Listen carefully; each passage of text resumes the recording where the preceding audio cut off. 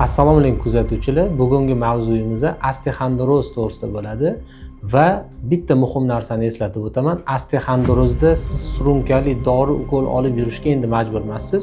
Buni yangi zamonaviy dori-darmonsiz tabiiy uslub bilan davolash yo'lini o'rgataman. Videomizni oxirigacha ko'ring. Osteoxondroz bu umurtqa pog'onamizdagi tog'ay va suyak qismidagi degenerativ o'zgarish hisoblanadi. Bu qanday sodir bo'ladi?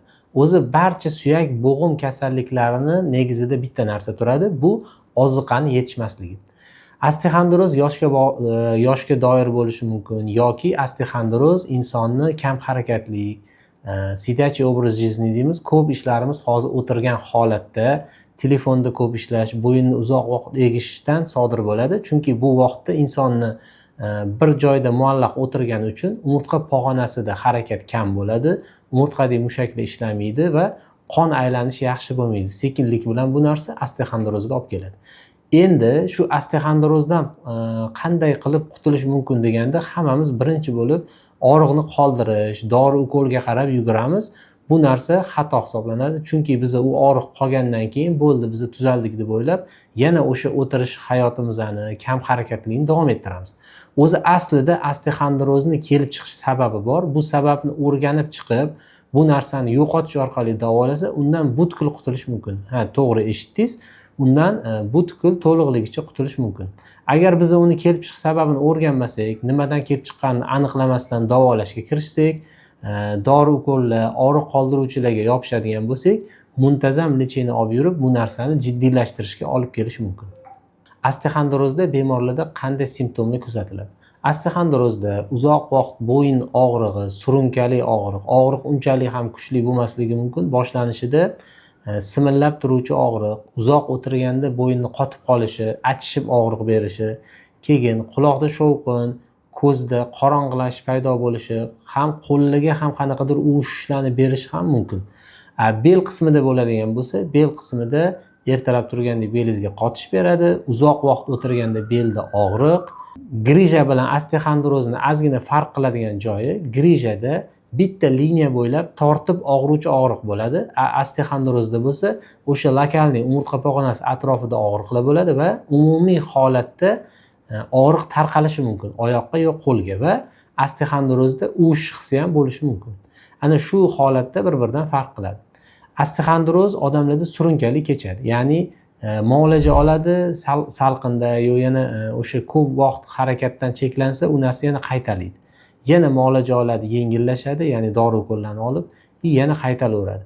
Bu narsadan surunkali qutulish uchun bizda bir yangi zamonaviy uslubdan foydalanamiz. Bu kinezologiya va pediatr yo'nalish hisoblanadi. Bu yo'nalish bilan osteoxondrozga qanday barham beramiz? Bu yo'nalishda osteoxondrozni kelib chiqish sababini o'rganamiz. O'zi olimlarimizning fikri bo'yicha osteoxondrozni kelib chiqish sababi oziqani yetishmasligi. Endi keling o'rganib chiqaylik. Osteoxondrozda qanday qilib umurtqa pog'onasi oziqadan to'siladi? O'zi umurtqa pog'onamiz fibrozli kalsiollardan iborat. Fibrozli kalsiollar bizga amortizatsiya vazifasini beradi. Ya'ni harakatlarimizda amortizatsiya bo'ladi va harakat egiluvchanlikni yumshoq ketishiga javob beradi. Endi fibrozli kalsiol qon orqali namlanib turadi va kislorod oziqa bilan ta'minlanadi. Endi bunga alohida keluvchi qon tomirlar mavjud bo'lmagani uchun bu narsani mushaklar bajaradi. Ya'ni mushaklarimizda qisqarib yozilishi orqali, mushaklar orqali fibrozli kalsiollarga qon va ozuqa keladi. Endi biz mushaklarimizni harakatlantirmas ekanmiz, bu fibrozli kalsiollar, ya'ni umurtqamizni amortizatsiya qilib turuvchi tog'aylar ozuqadan to'silib qoladi. O'z navbatida ozuqa to'silgandan keyin bunda mo'rtlik paydo bo'ladi va osteoxondrozga olib keladi. Osteoxondrozda umurtqa pog'onamiz atrofidagi mayda nervlarning qisilishi orqali biz unda og'riq kuzatishni boshlaymiz. Endi mushaklarimizni qisqarib yozilishi, qon aylanishini buzilishiga sabab bo'luvchi omil 3 ta. Buni kinezologiya va pediatr yo'nalishi bo'yicha olimlar izlanib chiqishdi. Buni asosiy 3 ta sababi mavjud. Birinchi sababi insondagi stress holat. Inson qattiq stressga tushganda mushaklari spazmga kelib qoladi. Ya'ni qisqarib olib, u yozilmaydigan holatda turib qoladi. Bu spazm holati albatta qon aylanishini buzadi, chunki mushaklarimiz qisqarib yozilib ishlamas ekan, unda qon aylanishi, ya'ni qonni kelib ketishi yaxshi bo'lmaydi.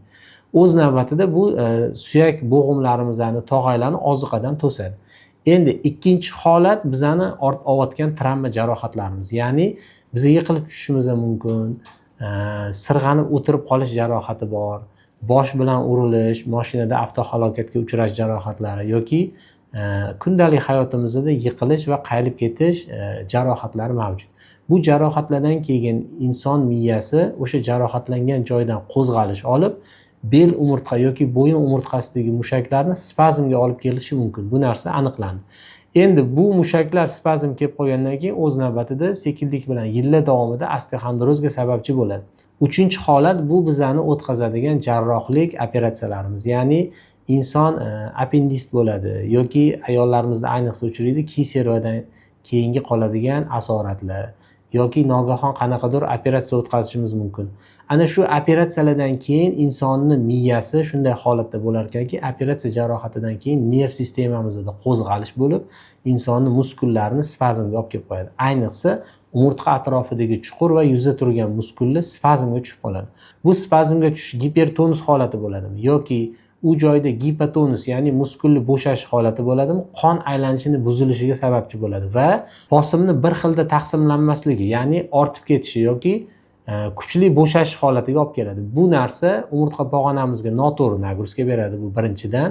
Ikkinchidan qon aylanishini buzib, uzoq muddat davomida shu holatda yurilsa, osteoxondrozga sababchi bo'ladi.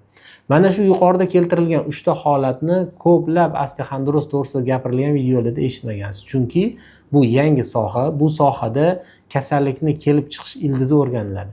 Kinezologiya va peditariya yo'nalishi bo'yicha ishlab, buni aniqlaymiz. Ya'ni qaysi holatdan keyin bel umurtqasi mushaklari o'zgarish holatga kelgan va uni qayta tiklovchi maxsus nuqtalarga ta'sir qilish orqali uni to'liqligicha davolasa bo'ladi. Bunga hech qanday dori vositalari, hech qanday og'riq qoldiruvchi ukollardan foydalanilmaydi. Buni o'zini alohida texnikasi bor. O'sha jarohatlangan zona bo'ladimi yoki travma operatsiyalari bo'ladimi, shu narsalarga ta'sir qilish orqali buni spazmdan yechib, u joyda qon aylanishini yaxshilanadi. Albatta bu qon aylanishi yaxshilangandan keyin bemor maxsus mashqlar orqali bu kasallikdan qisqa muddat ichida to'liqligicha qutulishi mumkin bo'ladi. Endi muhim joyiga o'tamiz. Ko'pchiligimiz osteoxondroz bo'lganmiz va davolanishga borganmiz. Davolanishda siz muntazam muolaja olib turishingiz kerak. Bu kasallik ketmaydi. Chunki bu umurtqa pog'onasida o'zgarish deb javob berishgan. Yo'q, olimlarimiz tekshirishi aniqlashi bo'yicha bu kasallikdan butunlay qutulish mumkin. Uning uchun siz albatta kinezologiya va peditariya yo'nalishi mutaxassisiga murojaat qilishingiz kerak va bu mutaxassis sizni mushaklaringizni tekshiradi. Ya'ni umurtqa pog'onasi atrofidagi o'sha osteoxondroz bo'lgan zona bo'yin bo'ladimi, u bel bo'ladimi, o'sha atrofidagi muskul tonus tekshiriladi.